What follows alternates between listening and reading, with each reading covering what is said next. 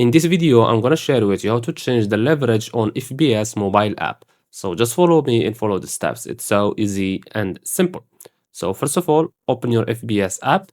And if we click on demo here, as you can see, this is the leverage 1 to 200, okay? So to change that, you have to go to the bottom right, click on more, and you will see here trading account. Click on it. And as you can see, this is that trading account. Now scroll down and you will see here leverage 1 to 200. Okay, this one. So click on it. And now you can change the leverage to whatever you want. You can choose, for example, 1 to 1, 1 to 50, 1 to 10, or 1 to 2000. Okay, this is high risk. I don't recommend that, but you can do whatever you want. So I will choose, for example, 1 to 100. Click on it like this and click on confirm. And now, as you can see, the leverage is 1 to 100.